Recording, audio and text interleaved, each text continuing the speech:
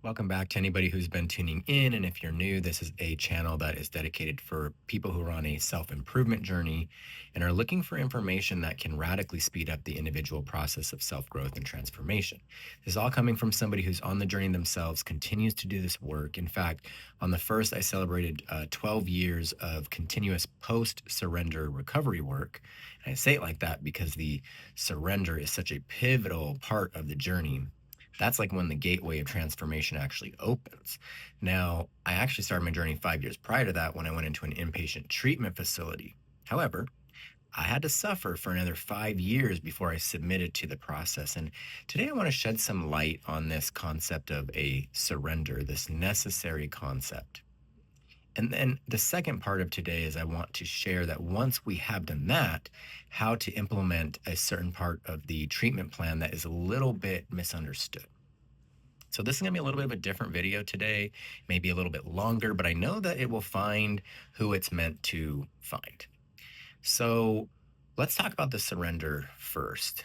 Now, many of us, including, I know that this is relevant because a lot of the people I work with today, they avoid this because they feel like a surrender means that they're giving up, that they failed, especially if they're dealing with addiction stuff, that their life is over, that they got to be on the straight and narrow and never have any more fun, that they're never going to be able to engage in anything again that they love. Like, I am coming on the record to just tell you that that's not true. It is absolutely not true, okay? If anything, our life has just begun. And as we transform, we are going to relocate our authentic truth, our self that was there before all of these limiting, distorted beliefs in the first place. We're going to have freedom. We're going to have trust in ourselves. We can do whatever the hell we want to do. Most of us will never choose to go back and utilize some of the things that we were using because we'll find that they were abusive. And we want to put those things in our body anymore because we actually authentically love ourselves. Like, why would we do that? So, anyways, I'm just coming on here to say do not allow that to prevent you from implementing a strategy that's going to bring you everything that you truly desire. Now, maybe all of us don't, but most of us, I believe we truly want peace, serenity, fulfillment, purpose, meaning, joy. Like, not all of us, but I think most of us. And that's what a transformation journey is all about. So, surrender. I get off on a tangent sometimes. Surrender, Justin. So it's not all those things. What we're doing is we're simply looking at our situation. We're turning towards our situation. We're no longer going to deny it. We're no longer going to abandon ourselves. We're no longer going to reject ourselves and our situation and life. We are literally opening up and turning towards certain life realities. One of them being that we are powerless over most everything. Okay. But we have found ourselves in a situation we are trying to control so many aspects of life, and it's draining us. It's draining us mentally, emotionally, physically, spiritually. It's just depleting us. So we're going to recognize that and say, okay, this is a reality of life. Like, I don't have control over all of these things. I have a lack of power, and I need to figure out how to accept that. Okay. And as a result of all this control stuff, my life has become chaotic and unmanageable in a certain way. So we're just going to accept that reality and no longer be in denial to that. And then once we do that, we also are going to accept that we have actually been in this fragmented relationship with ourselves, this distorted relationship. Okay. We have been neglecting these certain parts of ourselves. And once we surrender to that, we're going to then adopt a plan of action in which we are going to begin to work on each part of the self that has been fragmented or neglected, the mental body, the spiritual body, the emotional body, and the physical body. And we're going to begin a plan of action that's going to reintegrate and heal each one of those bodies. Okay. We don't have to give anything up in order to do this. I work with people now that are still utilizing some of their substances, but we're working on the other bodies while they're still figuring that stuff out. Okay, that's big.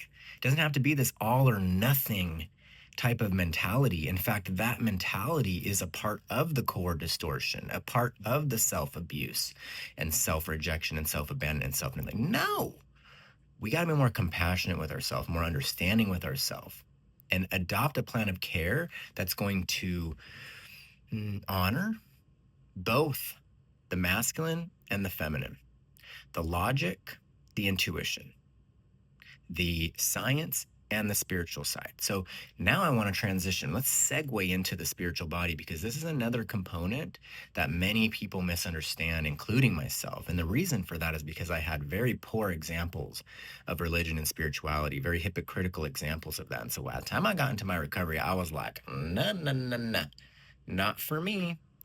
This is another pitfall, because when we talk about the spiritual body here, this is nothing to do with spirituality or religion. That can be a very helpful tool because it can help us with some of the trust issues, right? The acceptance issues. So that can be a powerful tool, but this is not what I'm talking about when I'm talking about the spiritual body. I am talking about fostering deep self awareness, having a plan to allow us to foster deep self awareness. And then the second part of that is developing a barometer that is going to be a value set for us to apply in all of our life experiences, day after day after day from now on, right? Because here's the thing, okay, sidestep. We got into this situation from our experiences. It was experiential. The way out is also experiential, but we have to have a new value set to be utilizing as we're living life so that we can have new experiences to cancel out all those old ones, right? So we can begin to recreate our life. So we got to create a barometer that we're going to utilize. These are going to be principles that we are utilizing to literally reestablish the entire relationship with self. And it's not that complicated. We could like sit there and say, what kind of relationship would I want with myself? If I were in a relationship with myself, objectively, which we are, don't realize it, but we are. Maybe some of us do, but most of us don't. Like, we're unconscious to that. It's just kind of become who we are. But what kind of relation do I want with myself? Do I want it to be one rooted in love or fear? Probably love. Acceptance or rejection? Acceptance, right? Trust or mistrust? Trust. Courage or cowardice? Courage. You do this, and then you're going to develop your barometer. You're going to develop that set of principles, and as you apply that to the best of one's ability in any given moment, you will create new experiences, and those new experiences are going to cancel out the old negative self-fulfilling prophecies, right, and begin to open us up to a positive trajectory, positive self-fulfilling prophecy. So anyways, this is just some stuff that has come through that I think it can be very helpful for anybody that's doing this work to begin to implement in their own individual ways. It doesn't have to be this way or that way, but if we can understand this in our own ways to make sense of it and begin to apply this into our program of action, we will see transformative results in much quicker periods of time, because we are going to be coming back into wholeness. We are going to accept the truths in life and begin to come back into wholeness and reclaim that version of ourselves that we lost and abandoned so long ago. Till next time, much love. And if anybody ever has any questions or wants to gain clarity or anything, please reach out. Feel free. This is my passion. This is what I'm doing with my life. And I'm sending you much love. Thank you.